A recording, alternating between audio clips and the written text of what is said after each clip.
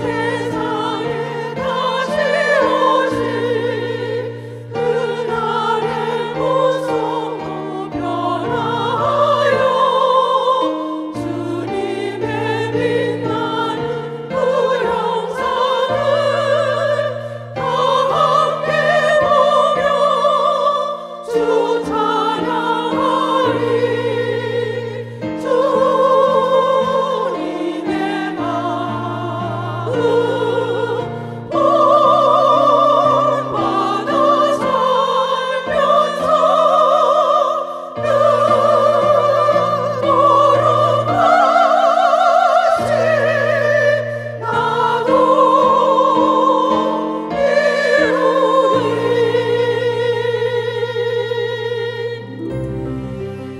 오늘 우리에게 주신 하나님의 말씀은 누가복음 6장 27절에서 31절입니다.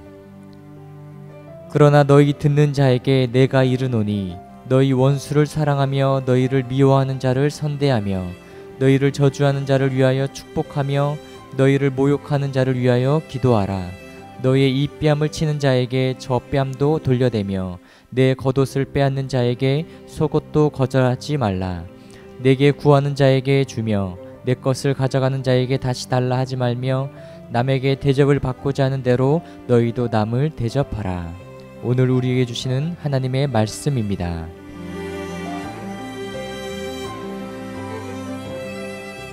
일본의 아주 유명한 기업 마쓰시다 전기의 창업주인 마쓰시다 고노스케라는 분이 있습니다.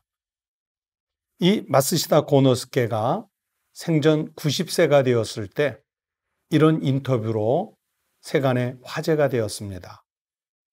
한 기자가 90이 된 그 마쓰시다 고노스케에게 당신은 어떻게 존경받는 기업인이 되었습니까?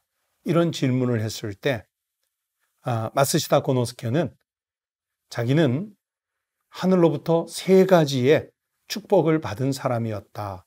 그렇게 답을 했습니다. 그 3가지 축복은 뭐냐면 첫 번째, 자기는 초등학교 4학년을 중퇴했습니다. 그래서 모든 사람이 나보다 더 낫다, 더 많이 배웠다.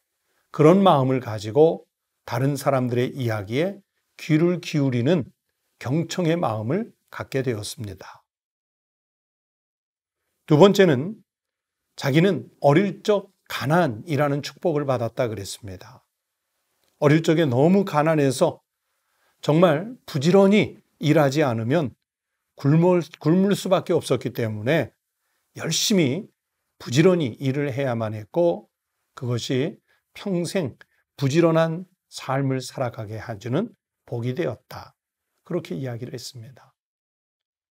그리고 세 번째는 어릴 적 못 먹어서 몸이 허약해진 것이 축복이었다. 그렇게 말했습니다. 몸이 너무 허약하기 때문에 평생 조심할 수밖에 없었고 열심히 운동을 해서 건강을 관리해야 했는데 그것이 오늘까지 90세가 되도록 자신이 건강을 유지할 수 있는 축복의 비결이었다. 그렇게 이야기를 했습니다. 이 마쓰시다 고노스케는 다른 사람들에게는 약점이고 단점이고 알려지기 부끄러워하는 그런 모습들이었는데 그 약점이 자기의 인생에 한이 된 것이 아니라 오히려 축복이었다.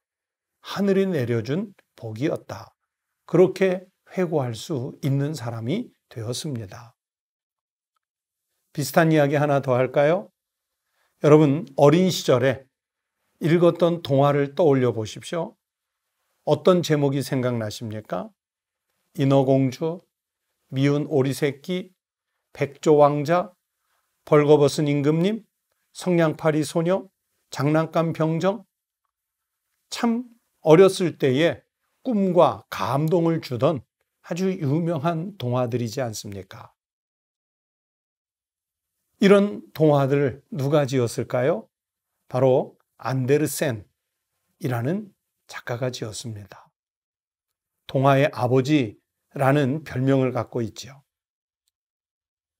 이 동화 작가 안데르센은 아주 가난한 구두 수선공의 아들로 출생했다고 합니다. 그는 어려서 교육을 받을 기회가 없었기 때문에 철자법도 잘 모르는 아이였고요. 남들과 똑같은 공부를 할 수 있는 기회가 거의 없었습니다. 그러나 그는 훌륭한 작가가 되었고 오히려 그것이 자기의 상상력을 키우는 도구가 되었다 그랬습니다.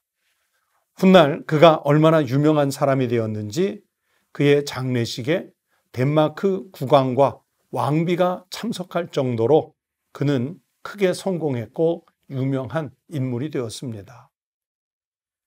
어떻게 그렇게 아름다운 동화들을 쓸 수 있었느냐는 많은 질문에 그는 이렇게 늘 대답했습니다. 나는 열악한 환경 속에서도 나에게 베풀어진 작은 복들에 감사했습니다. 나의 가난도 복이라고 믿었습니다. 생각해보면 내게 있어 역경은 한이 아니라 복이었습니다. 나는 가난했기 때문에 성냥팔이 소녀를 쓸 수 있었고 늘 못생겼다고 친구들에게 놀림을 받았기 때문에 미운 오리 새끼라는 작품을 쓸 수 있었으니까요. 찰스 디킨스는 안데르센과 같은 시대에 가장 유명한 세계적인 작가였습니다. 그런데 바로 이 찰스 디킨스가 그 안데르센을 너무 좋아하고 그의 작품을 사랑해서 여러 번 만났다는 일화는 아주 유명하게 남아 있습니다. 가난이, 못생긴 것이, 공부하지 못한 것이 안데르센에게는 한이 아니라 약점이 아니라 오히려 축복의 통로가 되었습니다. 여러분 그렇습니다. 우리가 홀로 광야길을 걷는 것 같아도요.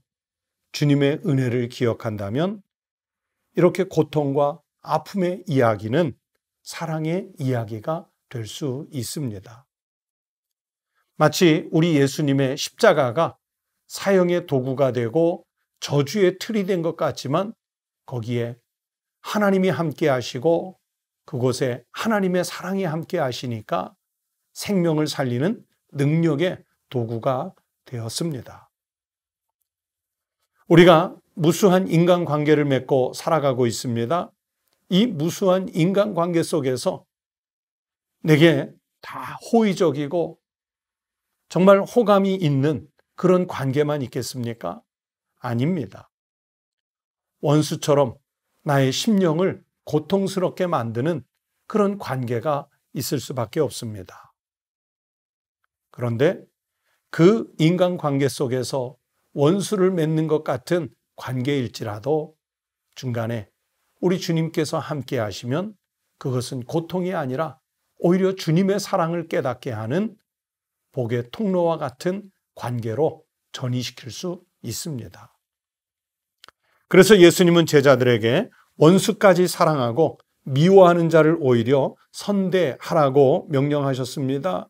오늘 본문 27절에 보면 그러나 너희 듣는 자에게 내가 이르노니 너희 원수를 사랑하며 너희를 미워하는 자를 선대하며 라고 말씀하셨습니다. 그러나 이런 말씀에도 불구하고 죄인된 우리는 종종 자신의 관점, 자신의 기준으로 다른 사람을 판단하고 또 미워하고 그러면서 자기 감정 속에 원수를 만들어 버립니다. 여러분, 진정한 사랑에는 이유가 필요하지 않습니다. 상대방이 갖고 있는 조건에 관계하지 않습니다. 예수님이 무가치한 나 같은 죄인을 위해서 십자가를 지시고 그러면서 모든 사람, 인류를 향한 사랑을 확증하셨기 때문입니다. 우리에게는 그것만으로도 충분히 사랑하고 선대할 만한 충분한 이유가 있습니다. 예수님으로 인해서 사랑하고 선대할 때 우리의 삶은 더욱 아름다운 인생의 전환점들을 만날 수 있게 될 것입니다.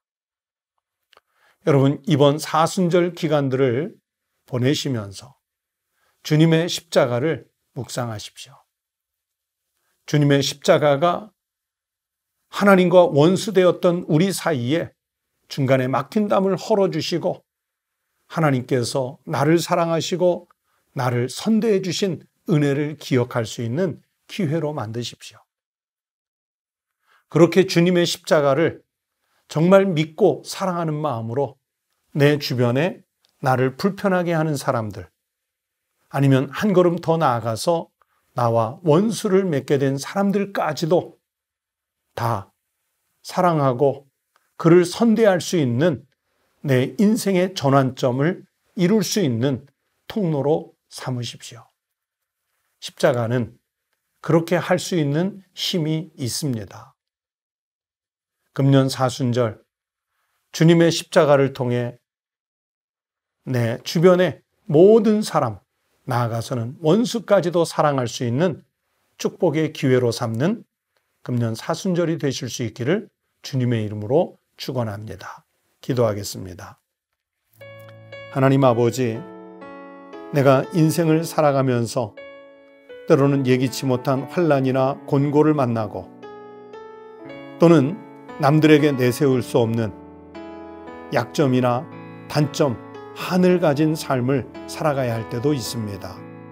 그러나 하나님, 주님은 그런 것들 때문에 오히려 나를 사랑하시고 나를 선대해 주셔서 주님의 사랑 때문에 오히려 그것들이 축복의 통로가 된 줄로 믿습니다. 하나님, 우리가 또 살다 보면 무수한 인간관계를 맺어야 하는데 뜻하지 않게 내 감정에 와닿지 않고 내 마음에 잘 들지 않아서 원수처럼 미워하고 내 관심 밖으로 밀어내는 우리의 이웃들이 있습니다. 하나님, 원수를 사랑하고 오히려 미워하는 자들을 선대하라고 하신 그 주님의 말씀을 기억하여 주님이 십자가에서 나를 사랑하심 같이 나도 그 원수된 자, 미워하는 자를 사랑하고 선대할 수 있는 크고 담대한 용기를 갖게 하여 주시옵소서.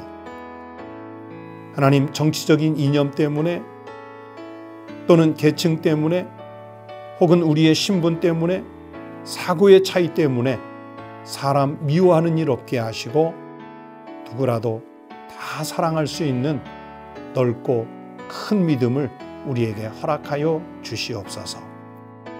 오늘도 하나님께서 우리와 동행하는 축복의 날이 되기를 간절히 바라옵고 원하오며 예수님의 이름으로 기도드리옵나이다. 아멘. 여러분, 토요일 아침 함께 기도하시겠습니다. 먼저 첫 번째는 내가 당하는 고난 또는 내가 가지고 있는 약점, 단점이 한이 되고 단점으로 끝나는 것이 아니라 오히려 내 인생의 복이 될 수 있도록 하나님께 매달려 기도하십시다.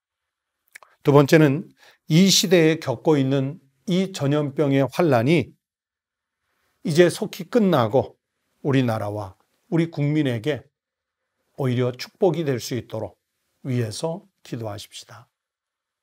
세 번째는 이제 주일에 성전에서 드리는 예배가 더 큰 부흥을 이룰 수 있도록 모든 성도들이 성전을 잠시 떠나 있었지만 정말 이 성전의 예배를 사모하며 올 수 있도록 기도하십시다. 끝으로 네 번째는 우리 모든 성도들, 우리 대한민국의 국민들, 그리고 세계의 모든 인류가 다 건강하고 이 질병의 위기 속에서 안전할 수 있도록 주님이 지켜주시도록 간구하며 기도하십시다. 다 함께 기도하겠습니다.